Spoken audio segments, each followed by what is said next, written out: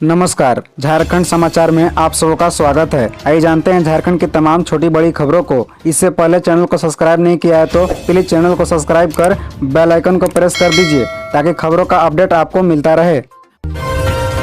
Supreme court का फैसला आने तक पुलिस ऑफिसर को नोटिस न करे ईडी, पत्र लिखकर बोली हेमंत सरकार। दरअसल आपको बता दें कि साहिबगंज में 1000 करोड़ के अवैध खनन के मामले में बाढ़रवा केस के अनुसंधान से जुड़े मामले में सरकार की ओर से ईडी को पत्र भेजा गया है। इसमें कहा गया है कि इस मामले में तब तक पुलिस अफसरों को समन कर ईडी कार्यालय न बुलाया जाए जब तक सुप्रीम कोर्ट के फैसला नहीं आ जाए। बाढ़रवा टोल प्लाजा केस में ईडी द्वारा पुलिस अधिकारियों को पूछताछ के लिए नोटिस भेजा जा रहा है। इसी संदर्भ में राज्य सरकार के अपर गृह सचिव राजीव रौनका ने गुरुवार को पुलिस मुख्यालय के मार्फत ईडी कार्यालय को पत्र भेजा। पत्र में कहा गया है कि बाढ़रवा टोल प्लाजा केस के अनुसंधान में ईडी को परिवादी बनाए जाने के हाईकोर्ट के आदेश के खिलाफ राज्य सरकार एसएपी में सुप्रीम कोर्ट गई है। इसलिए सुप्रीम कोर्ट के फैसले का इंतजार किया जाए। राज्य सरकार ने सुप्रीम कोर्ट में दायर एसएलपी में जो पक्ष रखा है उसमें कहा गया है कि पुलिस राज्य सरकार का मामला होता है, ऐसे में पुलिस अनुसंधान में ईडी का हस्तक्षेप नहीं हो सकता है।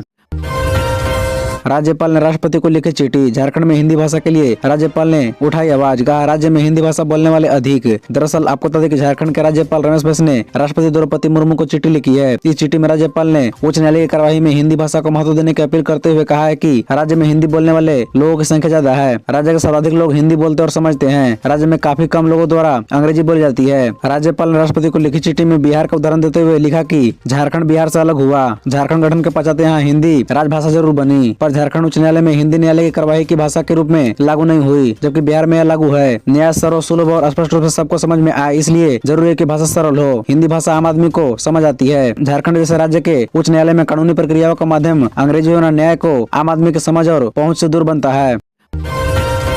कारोबारी अमित अग्रवाल को बड़ी राहत। सुप्रीम कोर्ट ने मनी लॉन्ड्रिंग के आरोपी अमित अग्रवाल को दी अंतरिम जमानत। दरअसल आपको बता दें कि मनी लॉन्ड्रिंग के मामले में अमित अग्रवाल को सुप्रीम कोर्ट से अंतरिम जमानत मिल गई है। 3 महीने बाद अमित अग्रवाल को जमानत मिली है। इस मामले में आरोपी राजीव कुमार को झारखंड हाईकोर्ट से पहले ही जमानत मिल चुकी है। अमित अग्रवाल पर रिश्वत देने का आरोप था। झारखंड हाईकोर्ट ने अमित अग्रवाल की जमानत खारिज कर दी थी, जिसके बाद उन्होंने सुप्रीम कोर्ट में अपील की थी। ईडी ने 7 अक्टूबर 2022 को कारोबारी अमित अग्रवाल को पूछताछ के लिए रांची बुलाया था। इस पूछताछ के बाद ही उन्हें गिरफ्तार कर लिया गया था। 8 अक्टूबर को उन्हें कोर्ट में पेश किया गया, जिसके बाद उन्हें न्यायिक हिरासत में भेज दिया गया। इसके बाद से ही अमित अग्रवाल रांची के बिरसा मुंडा केंद्रीय कारागार में बंद थे। अमित अग्रवाल पर आरोप था कि उन्होंने अधिवक्ता राजीव कुमार को एक जनहित याचिका से उनका नाम हटाने के बदले 50 लाख रुपए रिश्वत दी। अमित अग्रवाल ने खुद अधिवक्ता राजीव कुमार को 50 लाख रुपए नकद के साथ पकड़वाया था। बता दें, कोलकाता पुलिस ने राजीव कुमार को गिरफ्तार किया था। झारखंड में बिजली संकट के लिए केंद्र सरकार जिम्मेदार, गोड्डा में बोले सीएम हेमंत सोरेन। दरअसल आपको बता दें कि मुख्यमंत्री हेमंत सोरेन ने कहा कि आने वाले दिनों में राज्य सरकार ऐसी योजना लाने जा रही है जिसमें हर गांव में दवाखाना होगा। मुख्यमंत्री ने बताते गुरुवार को गोड्डा में खातेनी ज्वारेतर को संबोधित करते हुए कही। गोड्डा के बाद मुख्यमंत्री देवघर पहुंचे। यहाँ उन्होंने सर्किट हाउस में आम जनता से मुलाकात की और उनकी परेशानियों को जाना। गोड्डा के सभा में सीएम ने कहा कि अब तक ब्लॉक और जिला मुख्यालय में दवाखाना होता है, लेकिन अब हर गाँव में मेडिकल स्टोर खोला जाएगा। इसके लिए 10वीं पास से युवाओं को मौका मिलेगा। उन्हें दवाखाना खोलने में मदद दी जाएगी। उन्हें कौन सी दवा लेनी है इसकी भी जानकारी दी जाएगी, वो साथ में लाइसेंस भी दिया जाएगा। मुख्यमंत्री ने कहा कि हमने कम समय में विकास का कुतुब मीनार खड़ा कर दिया है। हमने जो विकास किया उसे विरोधी घबराए हुए हैं, लेकिन विकास की खिंची रेखा को पार करना असंभव है। केंद्र की भाजपा सरकार पर आरोप लगाते हुए मुख्यमंत्री हेमंत सोरेन ने कहा कि हमारे राज्य में बिजली की जो समस्या है वह केंद्र सरकार की वजह से हो रहा है। हमारा कुछ करोड़ रुपए बिजली का बकाया है, इसलिए हमें बिजली नहीं दी जा रही है, जबकि बीजेपी शासित राज्यों में लाखों करोड़ रुपए बकाया होने के बावजूद उन्हें बिजली दी जा रही है। हमें समय पर राशन नहीं दिया जाता है। उक्त बातें मुख्यमंत्री गुरुवार को गोड्डा में खातेनी ज्वारेतर को संबोधित करते हुए कही।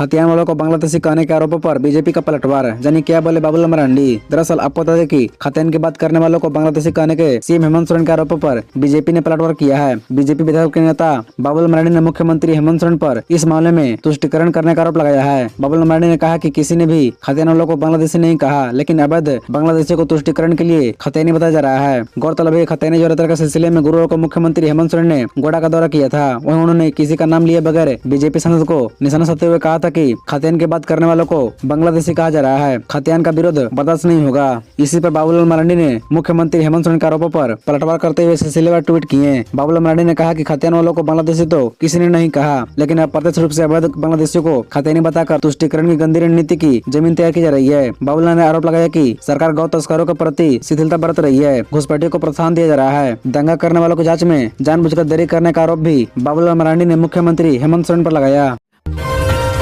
पुलिस ने एक साथ 4125 लोगों की गिरफ्तारी का वारंट जारी किया। ये है वजह। दरअसल आपको बता दें कि पुलिस ने जिले में 4125 लोगों की गिरफ्तारी का वारंट अदालत से हासिल किया है। सभी थानों को इसके त्वरित निष्पादन करने का निर्देश दिया गया है। वारंटियों के खिलाफ अभियान चलाकर कार्रवाई करने को कहा गया है। बता दें कि सभी थाना प्रहरियों को भेजे गए आदेश में पूर्वी सिंहभूम के एसएसपी प्रभात कुमार ने स्पष्ट किया है कि लाल वारंटियों को गिरफ्तार करने के लिए थाना स्तर पर हर हाल में टीम का गठन किया जाए। किसी दूसरे मकान में रहने वाले लाल वारंटियों का पता लगाकर कार्रवाई करने का निर्देश दिए गए हैं। इसके लिए हर सप्ताह बड़ा अभियान चलाने को कहा गया है। अपने आदेश में पुलिस कप्तान ने कहा कि इसके बावजूद वारंटियों का ठिकाना मालूम नहीं होने पर उसके जमानतदारों का ब्यौरा निकालकर पुलिस उनके खिलाफ कार्रवाई करे। बेल होने पर और रिकॉल जमा नहीं करने वाले घर तक भी पुलिस जाएगी।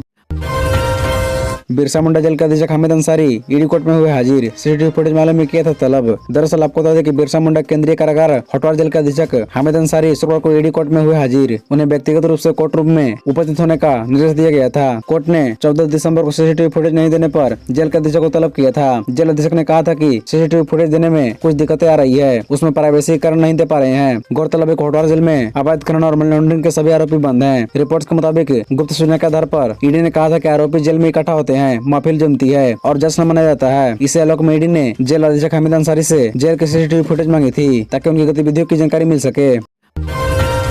फोटोग्राफी या वीडियोग्राफी बनाने का शौक है तो 57 लाख रुपए तक जीत सकते हैं पुरस्कार। दरअसल आपको बता दें कि फोटोग्राफी और वीडियोग्राफी का शौक रखने वाले के लिए सुनहरा अवसर है। कैमरे के लेंस और अपने विजन के जरिए दिखाएं झारखंड की परंपरा, कला, संस्कृति, प्राकृतिक सौंदर्य, धार्मिक स्थल, नृत्य एवं अन्य गतिविधियों और जीते 57 लाख रुपए तक का पुरस्कार। 15 दिसंबर से 15 जनवरी तक आयोजित इस प्रतियोगिता में प्रथम स्थान प्राप्त करने वाले को 1 लाख रुपए, द्वितीय स्थान प्राप्त करने वालों को 75,000 रुपए एवं तृतीय स्थान प्राप्त करने वालों को 50,000 रुपए पुरस्कृत किए जाएंगे। प्रत्येक श्रेणी में 20,000 रुपए के समेकित पुरस्कार भी शामिल है। विजेताओं का चयन उनके सोशल मीडिया पोस्ट पर व्यूज व लाइक के आधार पर किया जाएगा। फोटो और वीडियो का मापदंड HD फोटोग्राफी व JPG फॉर्मेट है। न्यूनतम 10 MB से अधिकतम 50 MB तक होना चाहिए। वीडियो कम से कम 1 मिनट से अधिकतम 2 मिनट 30 सेकंड का होना चाहिए। रील या शॉर्ट वीडियो अधिकतम 30 सेकंड की होगी। प्रतिभागी 1 या अधिकतम 4 फोटोग्राफ अपलोड कर सकते हैं।